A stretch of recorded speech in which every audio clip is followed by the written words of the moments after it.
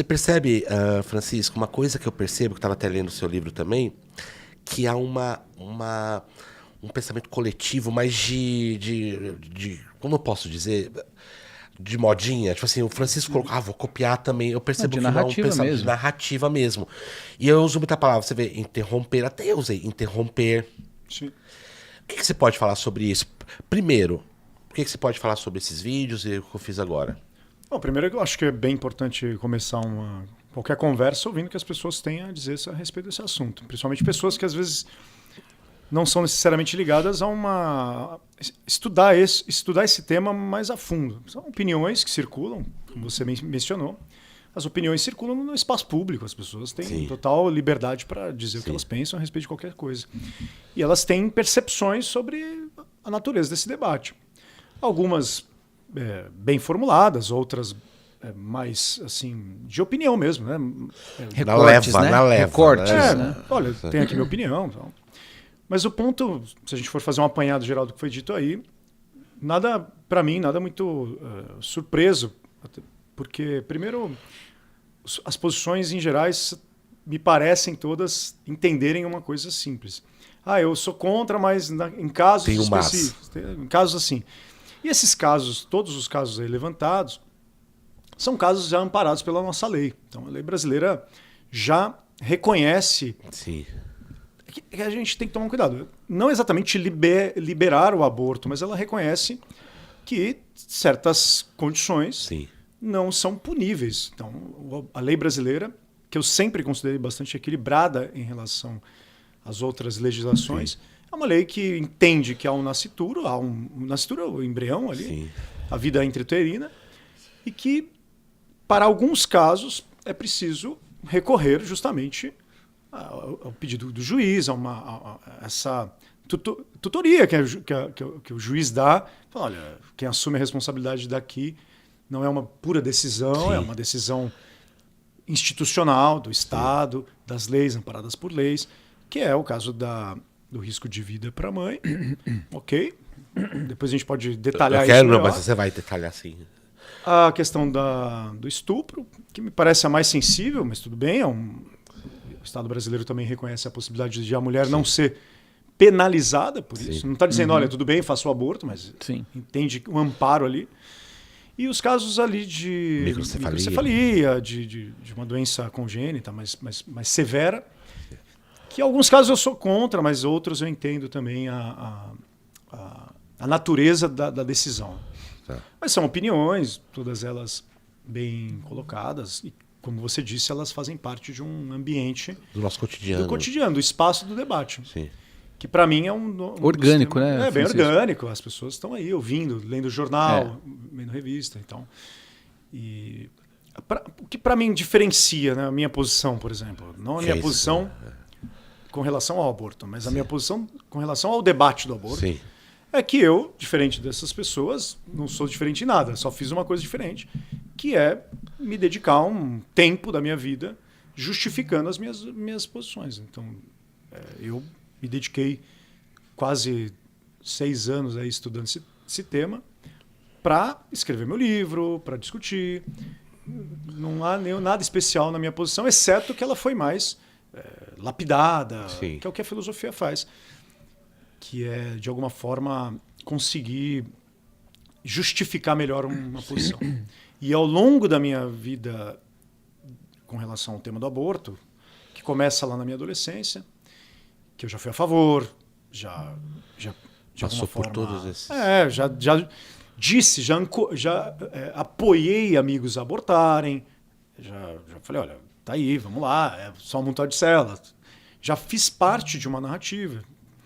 E depois a gente começa a envelhecer, rever posições. Né? Sai da ignorância intelectual, né? Assim, houve alguma coisa que fez você girar a chave? Alguma situação ou não? Não, assim, na verdade, nenhuma situação muito milagrosa. A questão é pura e simplesmente uma dedicação a mais a um assunto. Será que eu estava certo sobre esse tema? Como é um tema de natureza um pouco mais... Delicada, dilema, intenso, impasses, né? Impasse ético. E esse assunto sempre apareceu para mim, obviamente. Né? Então, quando eu era adolescente, lá tinha meus 17, 18 anos, eu tive conhecidos que abortaram. por influência minha, mas não por decisão minha, por influência.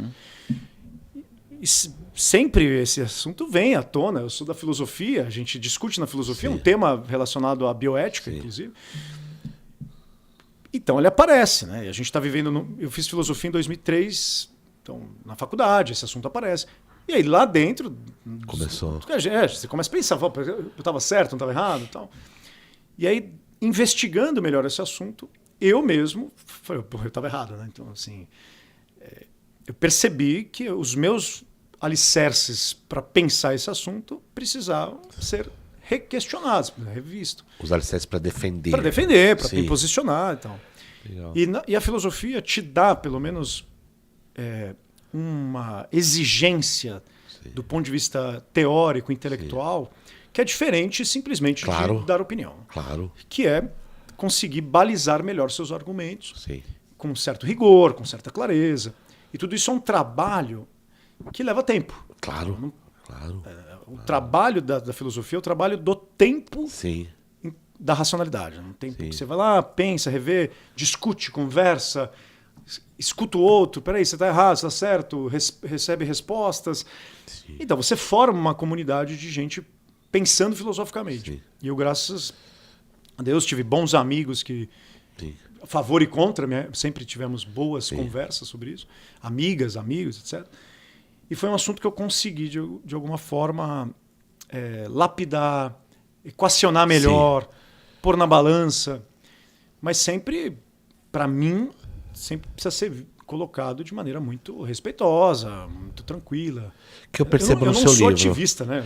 Não, eu percebi isso no seu livro, não sei se você chegou, né, Flávio, também, que assim, você não viu um momento de militância, ativismo, você coloca uma opinião. Infelizmente, as pessoas elas já vão para uma polarização de um lado para o outro. Até porque o seu livro, ele é uma orientação a não aquela mulher que está prestes a ter um bebê ou querer fazer uma decisão. Exatamente. É antes disso. Perfeito. Certo? Eu acho essa sua colocação, ela define bem o tipo de papel que eu quis assumir no debate. Porque a gente tem muita ideia de que o aborto é sempre... discutir o aborto é discutir decisões e tal, e a pessoa... No calor da coisa. Da conversa, no calor das redes, no calor do espaço público e tal. E assim, quando eu era adolescente, a minha posição era uma posição discursiva. Eu estava ali falando para o meu amigo, vai lá e pratica o aborto, porque tudo bem. E dei uma justificativa. Então, eu não estava tomando decisões. Eu estava justificando decisões. E discutir o aborto, na verdade, não é tomar decisões. É justificar decisões, seja a favor ou seja contra. Quando eu escrevi meu livro, para mim, isso tinha que ficar bem claro que eu não estava escrevendo para orientar alguém a não fazer ou fazer.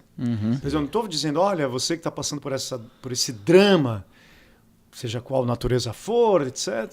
Esse livro não é para você, porque não é um livro não vai dar nem ouvidos, né? Exatamente, não é um livro de conselho ético.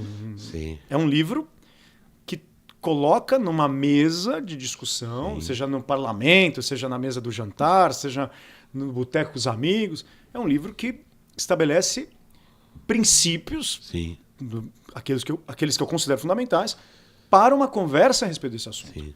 Então, tanto é que eu começo o meu livro perguntando como é que se deve justamente falar sobre o aborto. E não como é que se faz o aborto ou se deixa de fazer o aborto. Então eu faço essa distinção que você menciona, que para mim é uma distinção essencial para conversar. Porque eu deixo bem claro, eu não sou um militante, eu não sou um ativista. Sim, eu percebi isso. Embora as pessoas possam me ver como parte de uma militância pró-vida, etc., por questões... religiosa. Religiosa e tal. Que você consegue separar ainda, né? Porque eu vou até chegar nessa pergunta. É possível falar de aborto sem falar de religião? Para mim, assim, porque a gente tem que tomar cuidado com uma questão, e a sua questão é muito pertinente, para eu levantar esse cuidado, que é o seguinte, a gente tem uma ideia de que a religião precisa sempre estar fora do espaço da discussão, por uma questão historicamente determinada por certo conjunto de princípios e ideias que está muito ligado ao liberalismo progressista, quer dizer o seguinte. Revolução Francesa. Revolução Francesa vem todo da... A gente vai indo para trás. Né? A ascensão da modernidade se deu justamente, pelo menos um grupo da modernidade, se dá assim. Olha, questões de natureza religiosa são de foro íntimo. E elas não devem atuar no espaço público. E a partir deste princípio, o que se quis proteger, na verdade, é o estado da religião. Né? Sim. Só que existe um erro, para mim, de categoria mesmo. Que uma coisa é o espaço da discussão, outra Sim. coisa é a instituição de poder coercitivo. Exatamente. Então, a religião, talvez ela não seja... O Estado não professe, o Estado moderno, né, sobretudo, não professe uma religião. Sim. Então, ele não tem ali...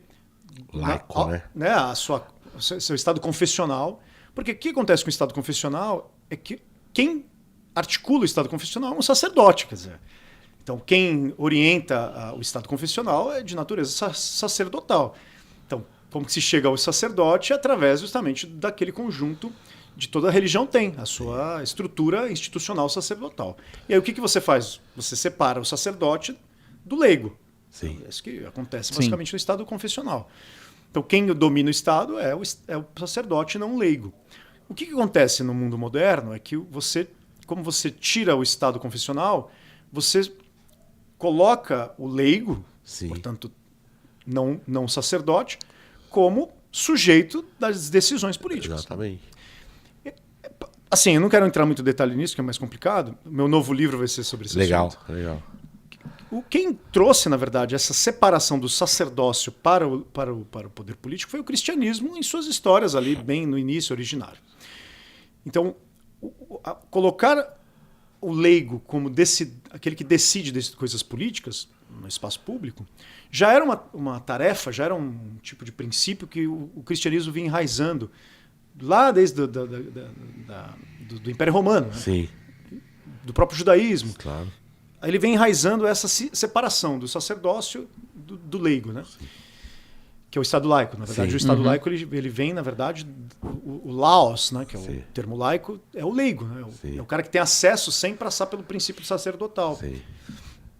E o que acontece no mundo moderno, e aí é um problema onde eu queria chegar com essa pergunta... É uma distorção. Eu não acho que é bem uma distorção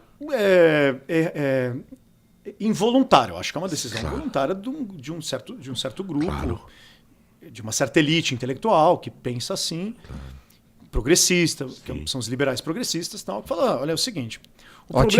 Ativismo, exatamente. Judicial também. Também, tá tudo... Isso vai gerando, né, no Estado moderno, no século XIX, ali, tem raízes do XVIII, mas sem entrar muito em detalhes históricos, que é o seguinte... A religião, ela não deve, na verdade, atuar no espaço público. E para ela não atuar no espaço público, ela é uma decisão de foro privado. Então, o que eu faço? Eu canalizo o tema da religiosidade para a vida privada. Eu discordo dessa posição. Eu claramente discordo disso. Eu acho que... O que a religião é, na verdade? Né? Assim, indo diretamente à sua pergunta. Por que eu acho que a religião ela pode participar do aborto? Qualquer coisa pode participar da discussão do aborto. Né? É porque a religião, na verdade, é uma forma de vida. Sim. Ela te dá uma forma de vida existencial, completa. Então, isso que a religião faz. Então, a natureza da crença religiosa é te oferecer fundamentos existenciais para a sua vida. Tem gente que tem religião sobrenatural, tem gente que não. Né? Então, todo mundo que fala no espaço público tem uma forma fundamental de existência. Exatamente. Existe segundo certos princípios fundamentais e que, de alguma forma, a religião também. Né? Então eu não posso, veja, no espaço do debate, privar alguém que é religioso de debater. Eu não posso fazer isso.